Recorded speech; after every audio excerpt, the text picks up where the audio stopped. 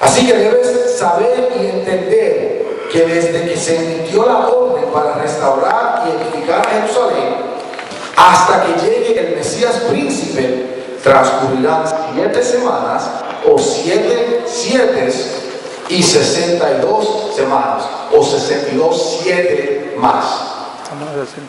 Y luego se volverá a reconstruir la plaza y la muralla. Una de las cosas más sorprendentes de este pasaje es la exactitud que tiene.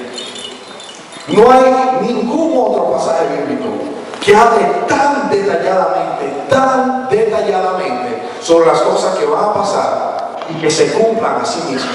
Mira lo que le dijo Gabriel a Daniel, que en 7 7 más 62 7, ¿cuántos 7 son?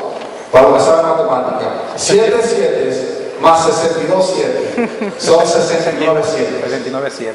Son 69 7. Gabriel le dijo a Daniel que durante o después de estos 69 7, durante ese tiempo se construirán las murallas, se restaurar y edificar a Jerusalén, y luego se volverá a reconstruir la plaza y la muralla. Durante esos 69 7 pasará eso.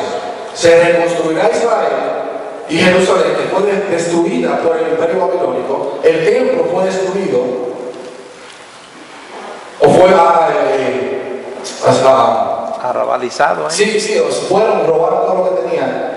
Y aparte de eso, vendrá el Mesías. Miren esto. Marzo 14 del 445 antes de Cristo, el rey Artajerjes Longímano envía a Nehemías a reconstruir las murallas de Israel, de Jerusalén. Qué interesante es eso. Corto después de Daniel, de esa profecía, el rey Artajerjes, rey de Persia, envía a Nehemías a reconstruir la ciudad de Israel otra vez, la ciudad de Jerusalén otra vez, perdón. No solo eso, Jesús fue considerado un rey cuando vino a la tierra. No. Había muchos momentos en el cual venían y decían, vamos. Creo que en Juan 5, Jesús tuvo que irse en una barca solo, porque venía el pueblo entero detrás de él, diciendo, vamos, hagamos con nuestro rey, hagamos con nuestro rey. Y el Señor decía, mi hora no ha llegado todavía, mi hora no ha llegado todavía. Pero interesantemente, hay un momento en el cual Jesús es considerado rey y él recibe el aplauso y la gloria con toda la felicidad. ¿Cuándo fue? En la entrada triunfal. Escuchen esto, Lucas 19:37. Cuando se acercó a la bajada del monte de los olivos, todo el conjunto de sus discípulos comenzó a gritar de alegría y alabar a Dios por todas las maravillas que habían visto, y decían, bendito el Rey que viene en el nombre del Señor, paz en el cielo y gloria en las alturas. Le llamaron Rey. Y eso sucedió abril 6 del año 32. ¿Cuántos años ustedes creen que pasaron desde que Daniel dijo eso? Más o menos por el año 400 y pico, hasta que Jesús entró por esa entrada triunfal. 600 y pico de años. No, pasaron 483 años. 483 años. ¿Y cuántos son 69 por 7? Porque los 77 en sí es un problema matemático, es multiplicación. ¿Cuántos ustedes creen que son? ¿Quién tiene calculadora ahí? 69 por 7. 469. No puede ser eso, ¿no? 483. Exacto. 483. Dios le dijo a Daniel que pasará 69 semanas, 483 años. Y dijo él en exactitud,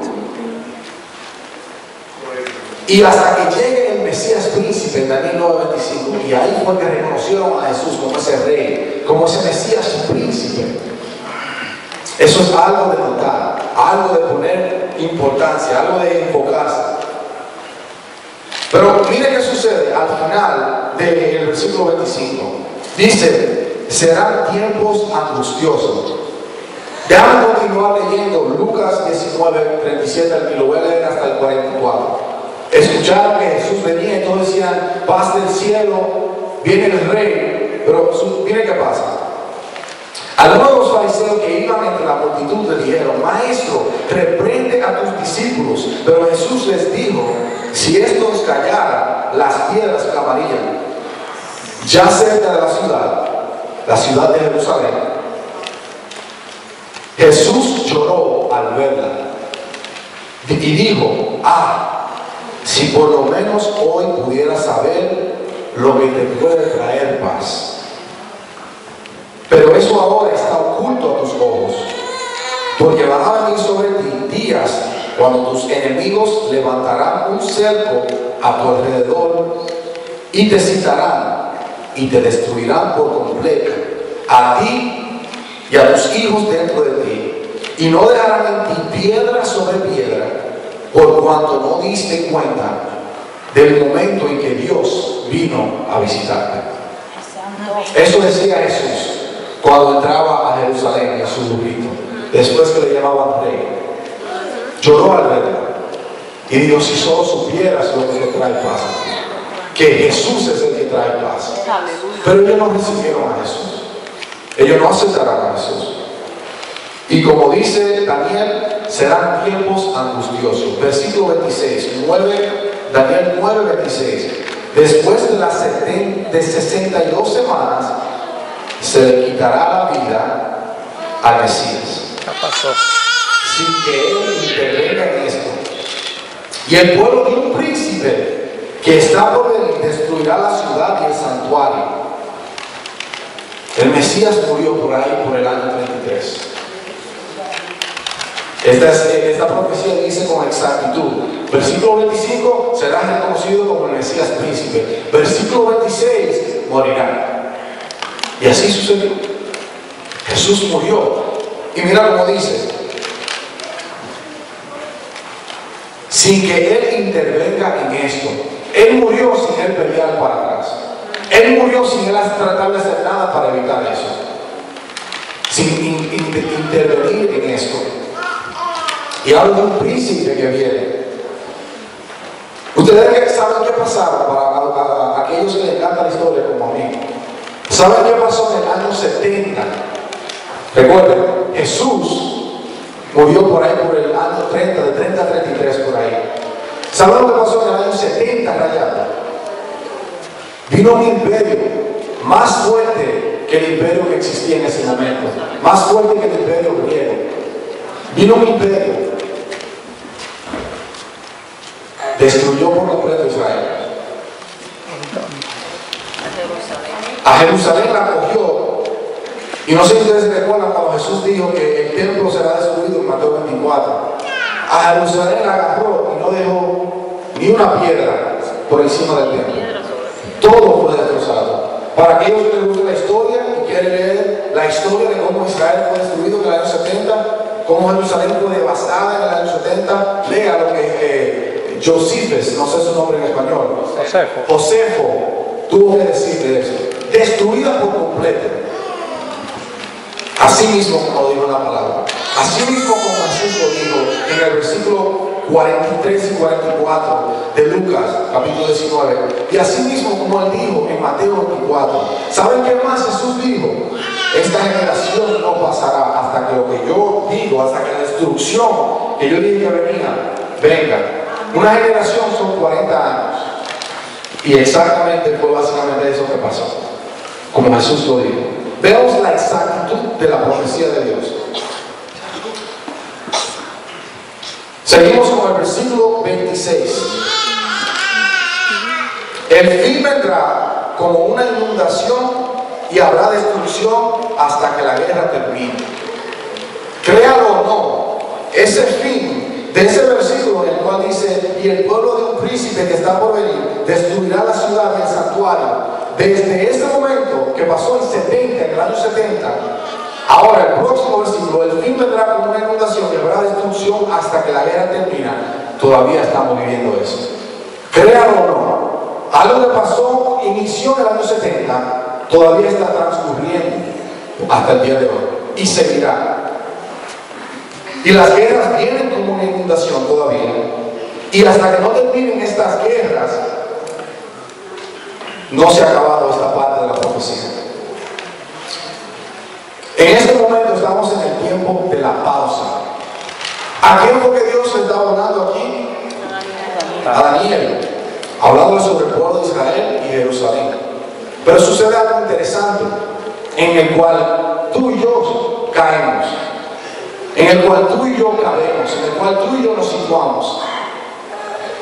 Cuando Dios le habló a Daniel en ese tiempo, existía lo que le llamamos la iglesia.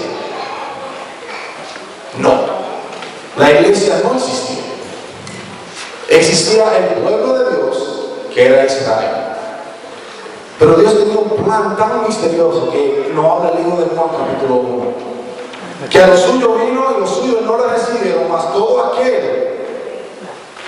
que le recibió, le ha dado potestad de ser hecho hijo. Hijos de Dios. Y ahí es donde usted y yo caemos. Hijos adoptivos de Dios. Y Dios tiene un propósito tan precioso y tan interesante, en el cual ahora en este momento de la pausa, que desde el versículo 26, la primera parte, hasta el final del versículo 26, todavía estamos viviendo en ese momento. Pero es ¿por qué? Porque es el tiempo en el que Dios está edificando su iglesia. En este contexto, Dios le está hablando a Daniel sobre lo que va a suceder a través del transcurso del tiempo hasta el final. Pero en el Nuevo Testamento, Dios a través de Pablo y Jesús mismo da los detalles de lo que hace de nosotros en este tiempo de la pausa. En este tiempo de la pausa, Dios prepara a su esposa, Jesús prepara a su futura esposa, a su prometida, la iglesia, preparándolo para que sea de agrado para Él, para el día que Él venga a buscarla. ¿Usted está listo para eso? Amén. Amén.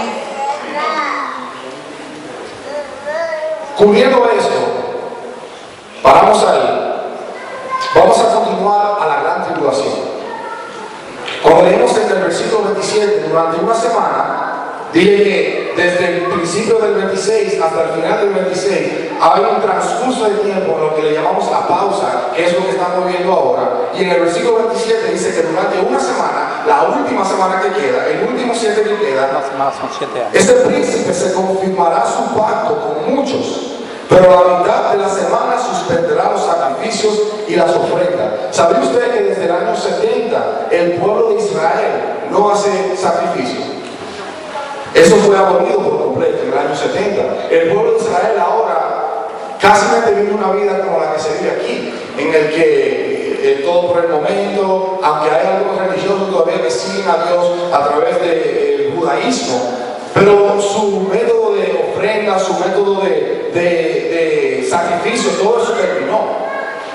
Y aquí dice que durante una semana, la última, que dijimos que viene, que eso no ha llegado todavía, que viene, que son los 7 años de la gran tribulación, confirmará un príncipe un pacto, y por la mitad de este pacto pondrá un fin a los sacrificios y a las ofrendas. ¿Qué quiere decir eso? Lo siguiente: el anticristo va a tomar su lugar como el príncipe, va a ser un gobierno mundial. Dice, príncipe confirmará un pacto con muchos.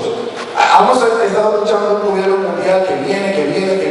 Este gobierno mundial, ya estamos en el stage, en el escenario para eso. Y dice que vendrá y hará un pacto con muchos. ¿Cuáles son las señales que usted y yo tenemos que estar mirando que probablemente pasarán en nuestra vida? Todavía hay un templo que no se ha hecho. El libro de Ezequiel habla de un templo, creo que es capítulo 40. Habla de un templo y las específicas, el blueprint, el plano de un templo que nunca se ha hecho.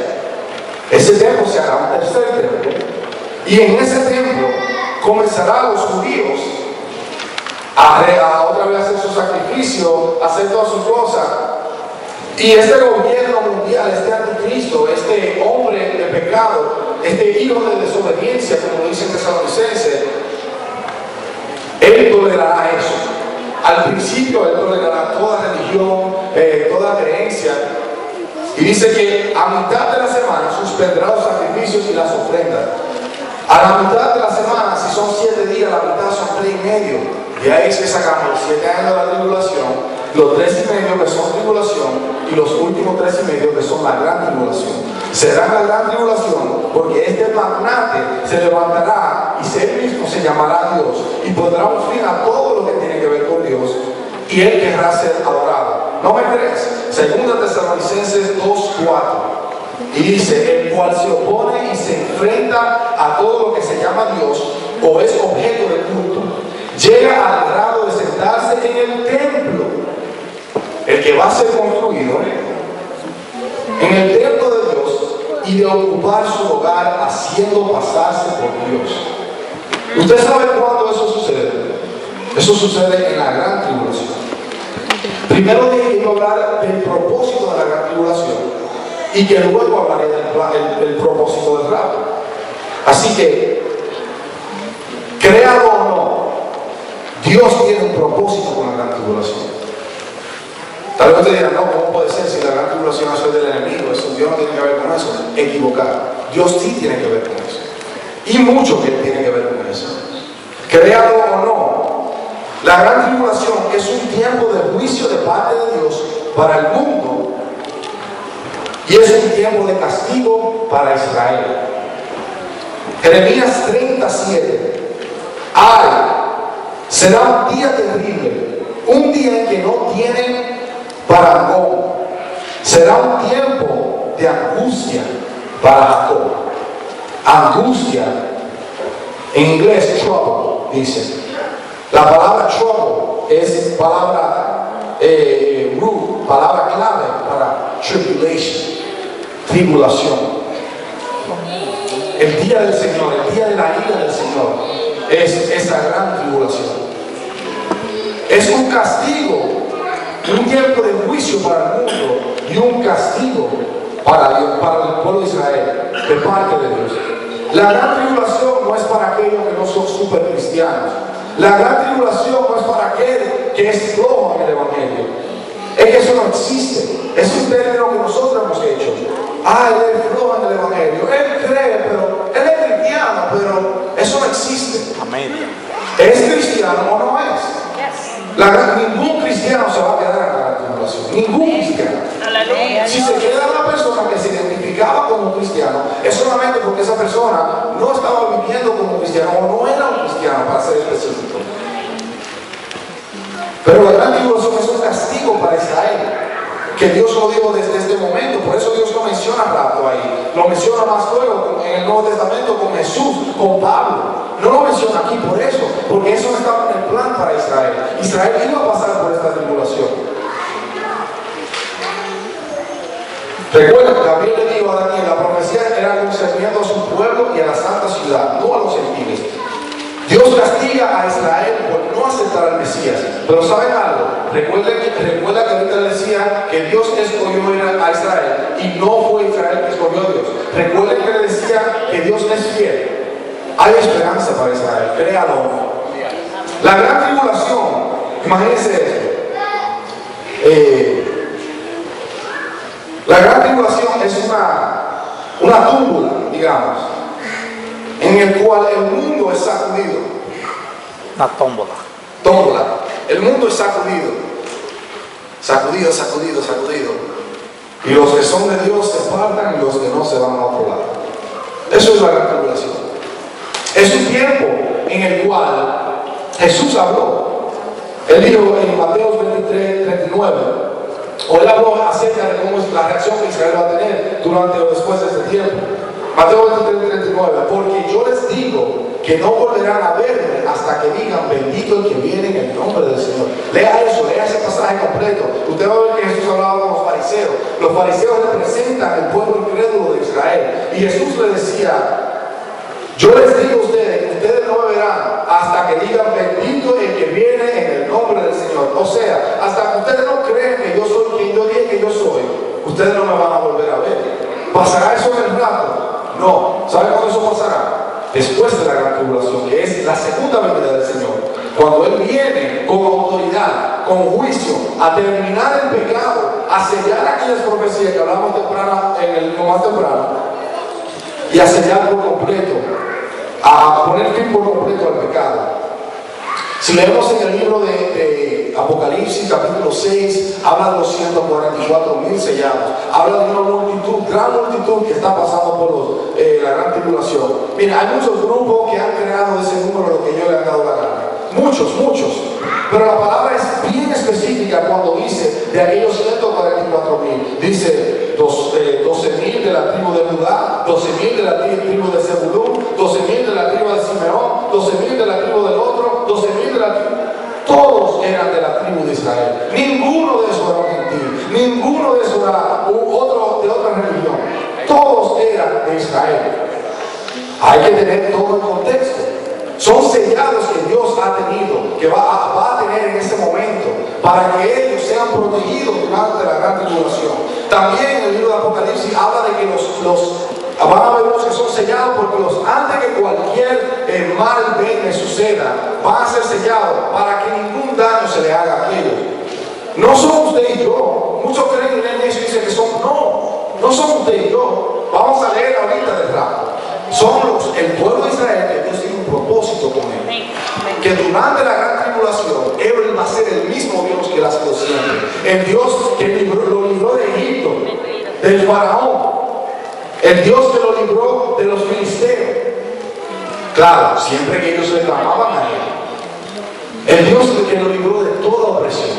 Él será el mismo fiel Dios que lo librará. Romanos 11, Pablo lo dedicó completamente para decir que Israel será salvo.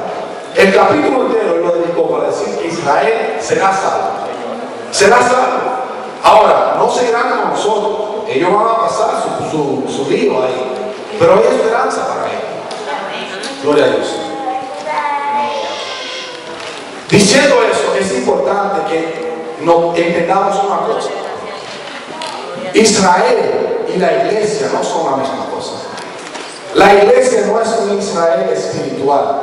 Cuando leemos un pasaje bíblico y dice Israel, no podemos decir, eso está hablando del Israel espiritual que somos nosotros. La iglesia es la iglesia. Israel es Israel. Israel brega con Dios. La iglesia brega con Jesús. Son lo mismo.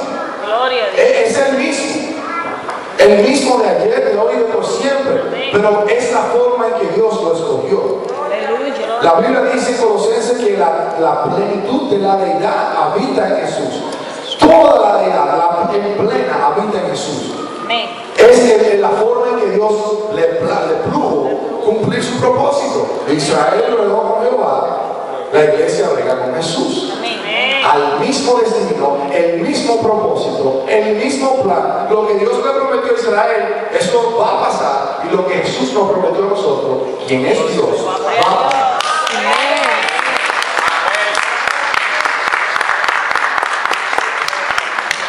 Qué lindo. Propósito del rapto. Ya sabemos que el propósito de la gran tribulación es un tiempo de juicio para el mundo, por el pecado, por la maldad, por la desobediencia, y un tiempo de juicio un tiempo de castigo para Israel, por no aceptar al Mesías, por no ser reverente al plan de Dios. Propósito del rapto. Primera Tesalonicenses 5:9. Dios no nos ha puesto para sufrir el castigo. Oigan eso. Primera de Tesalonicenses 5:9. Esto es Pablo hablándole a la iglesia, no a los fariseos, a la iglesia de la ciudad de Tesalónica. Dios no nos ha puesto para sufrir el castigo, sino para alcanzar la salvación por medio de nuestro Señor Jesucristo. Es importante notar, no somos Israel, Israel para Israel no para nosotros. En un instante, en Apocalipsis 2 o 3, Jesús le habla a una de las iglesias y le dice: mantente fiel a mí y yo te guardaré del tiempo de tribulación, del tiempo de dificultad, del tiempo de problema que ha de venir. Recuerda, así dijo Jesús, porque la iglesia no está puesta para sufrir. El Señor tiene un plan con nosotros y Él nos va a venir a buscar. Jesús en Mateo 24, Él compara su venida, su rapto. Él lo compara como en los tiempos de Noé. ¿Han leído eso? Mateo 24, él lo compara a los tiempos de Noé. Pensemos en los tiempos de Noé. En los tiempos de Noé vivían todos, Dios tenía un castigo para el mundo, se salvó Noé y su familia, y el resto pagó el precio. El mismo plan que tiene Jesús con nosotros, que tiene Dios con nosotros.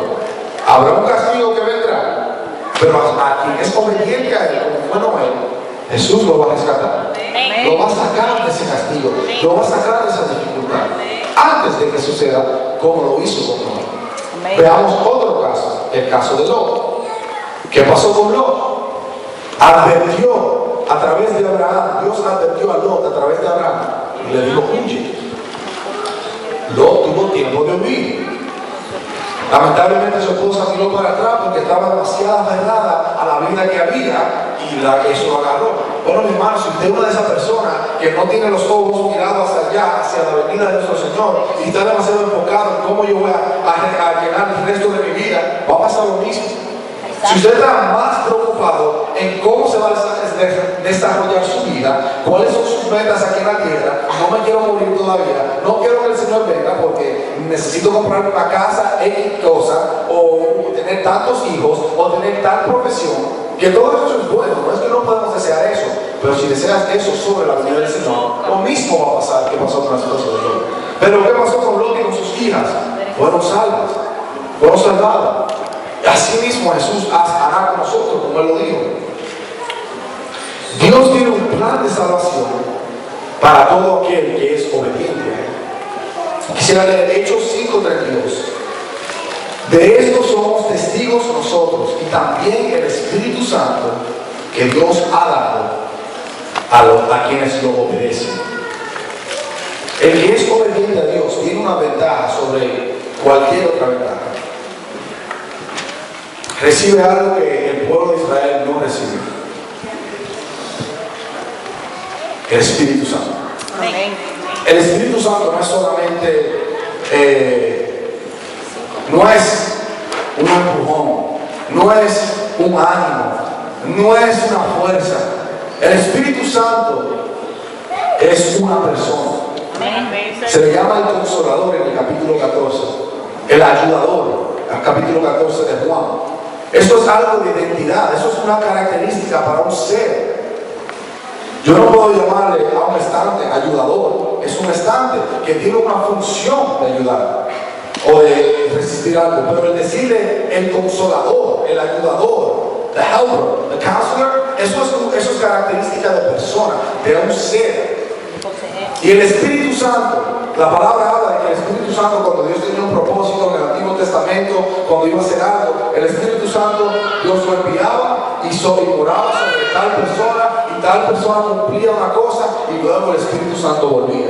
Pero ¿qué dijo Jesús? Que pasará con nosotros y con el Espíritu Santo. Dijo: es provechoso que yo me vaya al Padre, porque le enviaré el Consolador, el Ayudador, que estará con ustedes por siempre, que les guiará, que les enseñará todo. Y ese Espíritu Santo es para los que son obedientes a Dios. Los que son obedientes a Dios. Concluyendo, hemos cubierto varios tópicos. Hemos cubierto el plan de Dios para los últimos días. Sabemos que de las 70 semanas, 69 han pasado y falta la número 70 por pasar. Sabemos que vivimos ahora mismo en el medio de 69 y 70. Pausa. Estamos en la pausa. Sabemos que las cosas que han de pasar es que tarde o temprano va a haber un templo edificado en el pueblo de Jerusalén, en la ciudad de Jerusalén otra vez. Sabemos que los judíos volverán otra vez a su forma de vivir. Sabemos que los planes se están acelerando para una nueva orden mundial, un nuevo gobierno global, que el presidente Bush persigna, habló de eso, de una nueva orden mundial que se está estableciendo. Sabemos que cada día, comenzando con la Unión Europea, que pasó hace